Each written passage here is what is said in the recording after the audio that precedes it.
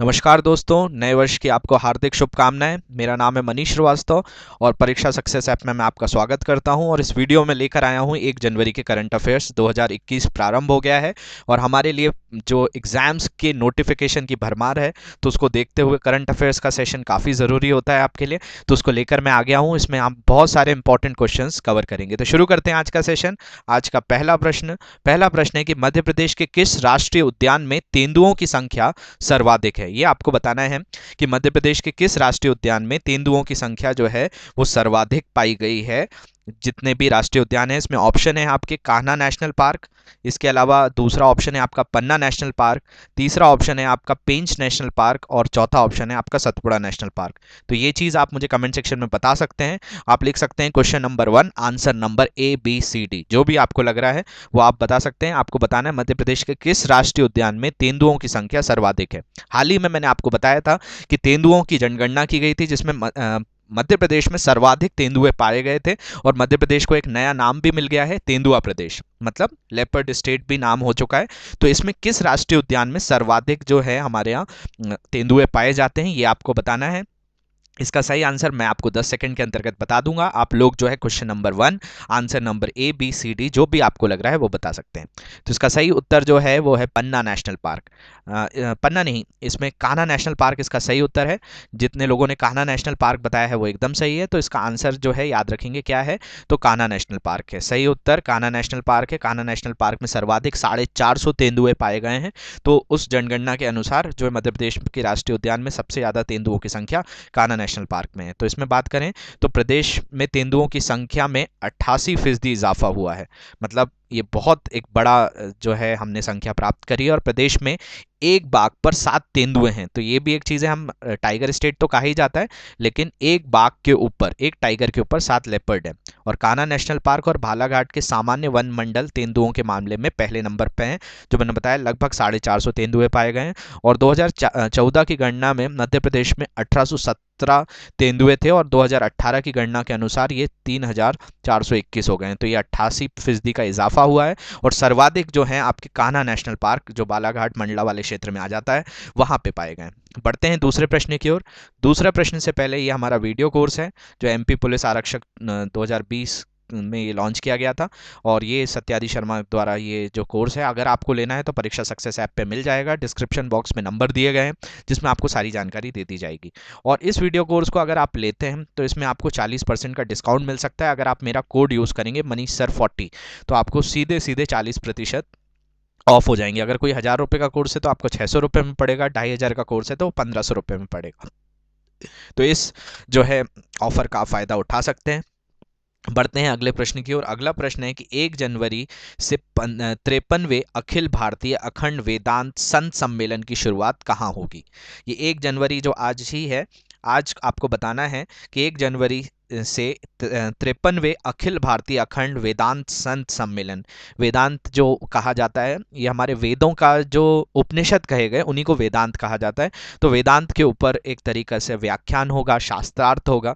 तो ये संतों का एक सम्मेलन है और इसकी शुरुआत कहाँ से होगी ये आपको बताना है। आपका भोपाल से, इंदौर से, ग्वालियर से या जबलपुर से। तो आप जो है चारों ऑप्शन में कोई भी बता सकते हैं, जो भी आपको लग रहा है। इसका आंसर मैं 10 सेकंड में आपको दे दूंगा। आपको बताना है 1 जनवरी से 53वें अखिल भारतीय अखंड वेदांत संत सम्मेलन की शुरुआत कहाँ से होने वाली है। भोपाल से, ग्वालियर से, जबलपुर से या इंदौर से।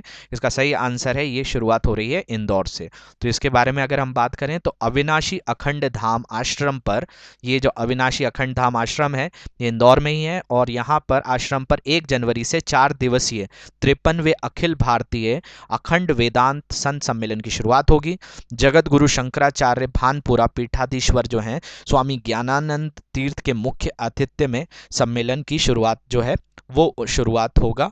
और वृंदावन के जो प्रख्यात महामंडलेश्वर हैं स्वामी भास्करानंद, और मुंबई के चिद्यानम आश्रम के जो महामंडलेश्वर हैं स्वामी चिदबरानंद सरस्वती, एवं वृंदावन के महामंडलेश्वर स्वामी प्रणवानंद सरस्वती भी सम्मेलन में विशेष अतिथि के रूप में होंगे।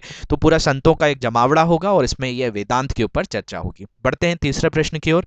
तीसरा प्रश्न है कि लाइट हाउस प्रोजेक्ट के तहत देश में पहली बार इंदौर में फ्लैट बनाने का शिलान्यास किसके द्वारा किया जाएगा।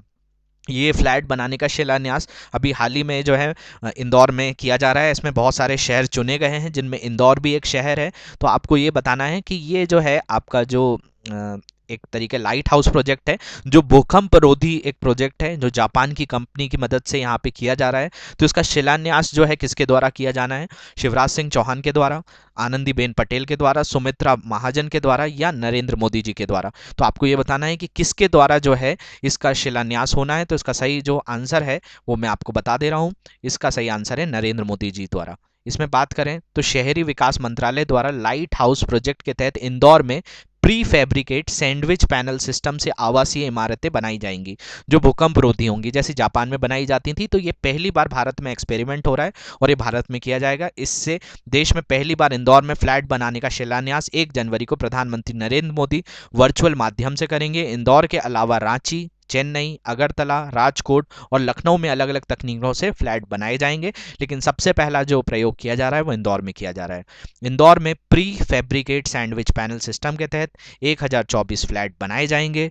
भूमि पूजन के बाद फ्लैट निर्माण का काम औपचारिक रूप से शुरू कर दिया जाएगा और ये निर्माण भूकंप रोधी होंगे, जो एक तरह से अर्थक्वेक प्रेन होंगे और पहली बार भारत में ऐसी आधुनिक तकनीक का उपयोग होगा। 128 करोड़ रुपए की लागत से ये फ्लैट 18 महीने में तैयार हो जाएंगे। तो 1024 जो है फ्लैट बनाए जा रहे हैं जो 18 महीने में बनकर तैयार हो जाएंगे और इंदौर को जो है इसकी सौगात मिलने वाली है। बढ़ते हैं अगले प्रश्न की ओर। अगला प्रश्न है कि दिसंबर 2020 में निखिल नंदी का निधन हो गया। उन्होंने किस वर्ष में पूर्वी रेलवे के साथ कोलकाता फुटबॉल लीग जीता था? ये फुटबॉल के काफ़ी बड़े खिलाड़ी थे जिन्होंने पूर्वी रेलवे, जो ईस्टर्न रेलवे है जिसका हेडक्वार्टर कोलकाता ही है, उसमें जो है उसकी तरफ से फुटबॉल लीग जीता था और अभी उनका हाल ही में निधन हो गया है निखिल नंदी का। तो ये जो है इन्होंने किस वर्ष जो है पूर्वी रेलवे के साथ जीता था? 1954, 1956, 1958 या 1960? तो इसका सही उत्तर है 1958 में उन्होंने ये जीता था।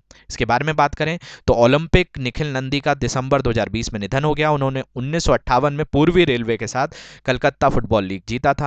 नंदी भाइयों में निखिल के साथ उनके 2 बड़े भाई संतोष और अनिल ओलंपिक में भारत का प्रतिनिधित्व करने का अनूठा रिकॉर्ड भी रखते हैं। भारत में एकमात्र परिवार जहां तीनों भाई ओलंपिक में खेलने गए थे वो ये नंदी परिवार था, जिसमें निखिल नंदी का हाल ही में निधन हुआ है। बढ़ते हैं 5वें प्रश्न की ओर कि भारत श्रीलंका संयुक्त कार्य समूह की 4थी बैठक दिसंबर 2020 में आभासी मोड मतलब वर्चुअल मीटिंग के मोड से माध्यम से आयोजित की गई। भारतीय प्रतिनिधित्व मंडल का नेतृत्व किसके द्वारा किया गया था? हर्षवर्धन श्रृंखला, राजीव रंजन, अरुण कुमार सिंह, तरनजीत सिंह संधू। तो ये आपको बताना है कि भारत श्रीलंका के बीच में एक संयुक्त कार्य समूह की बैठक हुई थी। ये 4थे नंबर की बैठक थी, दिसंबर 2020 में आयोजित हुई थी, आभासी मोड में था, वर्चुअल माध्यम से की गई थी और भारतीय प्रतिनिधि मंडल का नेतृत्व किसके द्वारा किया गया था? तो ये डॉक्टर राजीव रंजन के द्वारा किया गया था। इसमें बात करें तो भारत श्रीलंका संयुक्त कार्य समूह की 4थी बैठक 30 दिसंबर 2020 को आभासी मोड के माध्यम से आयोजित की गई। बैठक में मछुआरों और मछली पकड़ने की नौकाओं से संबंधित मुद्दे को पूरे विस्तार से कवर किया गया, जो कई वर्षों से भारत और श्रीलंका के बीच द्विपक्षीय चर्चाओं की कार्यसूची पर आए। कई बार हमारे मछुआरे वो पकड़ लेते थे, कभी हम जो है उनके मछुआरे पकड़ लेते थे, क्योंकि सीमा का विवाद होता है। जो भी देश होता है उसकी नॉटिकल सीमा के अनुसार वो अपना हक जताता है और भारत और श्रीलंका दोनों ही पड़ोसी देश हैं, तो दोनों की सीमाएं एक दूसरे को ओवरलैप करती हैं। उसके कारण ये समस्या होती थी। उसको सुलझाने के लिए राजीव रंजन ने इसका नेतृत्व किया था। तो भारतीय प्रतिनिधिमंडल का नेतृत्व मत्स्य विभाग के सचिव डॉक्टर राजीव रंजन ने किया। बढ़ते हैं आपके 6वें प्रश्न की ओर कि किसने क्विंट डिजिटल मीडिया लिमिटेड के एमडी पद से इस्तीफा दे दिया है? ये आपको बताना है। आदिल जैनुल भाई ने, राघव बहल ने, आपका सुधांशु वत्स ने या राकेश झुंझुनवाला ने? कि ये क्विंट इंडिया जो डिजिटल मीडिया एक कंपनी है, इसके एमडी थे ये हाल ही में और इन्होंने इस्तीफा दे दिया। इसका सही उत्तर जो है वो राजीव बहल है। तो राजीव बहल ने यहाँ से इस्तीफा दिया है। इसमें बात करें तो राघव बहल हैं। राघव बहल के बारे में बात करें तो राघव बहल ने क्विंट डिजिटल मीडिया लिमिटेड के एमडी के पद से इस्तीफा दे दिया है। बहल कंपनी के बोर्ड में गैर कार्यकारी प्रमोटर निदेशक के रूप में काम करना जारी रखेंगे। उन्होंने एमडी के रूप से दिया है, लेकिन वो कार्यकारी जो गैर कार्यकारी प्रमोटर निदेशक हैं उसके रूप में काम करेंगे। 1990 के दशक की शुरुआत में नेटवर्क 18 समूह को स्थापित करना और टीवी चैनलों, डिजिटल संपत्तियों और एक पत्रिका के साथ मीडिया समूह में विस्तार करने के लिए बहल को जाना जाता है और अब इनने क्विंट इंडिया मीडिया के एमडी के पद से इस्तीफा दे दिया है। बढ़ते हैं 7वें प्रश्न की ओर ओर कि फिट इंडिया अभियान के बारे में आम लोगों में जागरूकता पैदा करने के लिए जम्मू कश्मीर के केंद्र शासित प्रदेश में किस जगह के नगर परिषद ने दिसंबर 2020 में उस जगह में एक साइकिल रैली का आयोजन किया, जिससे लोगों में एक फिट इंडिया जो एक अभियान है जिसमें लोगों को स्वस्थ रहना, फिट रहने के लिए जो है जागरूक किया जाता है। तो ऐसे आम लोगों को जागरूक करने के लिए ये जो जम्मू कश्मीर में केंद्र शासित प्रदेश में किस जगह की नगर परिषद ने दिसंबर 2020 में एक साइकिल रैली का आयोजन किया था, ये आपको मुझे बताना है। श्रीनगर में, बारामूला में, उधमपुर में या कठुआ में? तो इसका सही उत्तर जो है वो याद रखेंगे, उधमपुर में ये साइकिल रैली आयोजित की गई थी। तो फिट इंडिया अभियान के बारे में आम लोगों में जागरूकता पैदा करने के लिए जम्मू और कश्मीर के केंद्र शासित प्रदेश में नगर परिषद उधमपुर में ने 30 दिसंबर 2020 को उधमपुर में एक साइकिल रैली का आयोजन किया। डीडीसी जो उधमपुर हैं उनका नाम है डॉक्टर पीयूष सिंगला ने साइकिल रैली को हरी झंडी दिखाकर रवाना किया, जिसका समापन टाउन हॉल उधमपुर में हुआ। इस जागरूकता रैली के आयोजन का मुख्य उद्देश्य फिट इंडिया अभियान के बारे में आम लोगों तक जानकारियां या जागरूक करना था। बढ़ते हैं 8वें प्रश्न की ओर कि विभिन्न कौशल में परीक्षण प्रदान करने के लिए किस राज्य ने विभिन्न भागों में नए सरकारी उपकरण, कक्ष और प्रशिक्षण केंद्र स्थापित किए जाएंगे?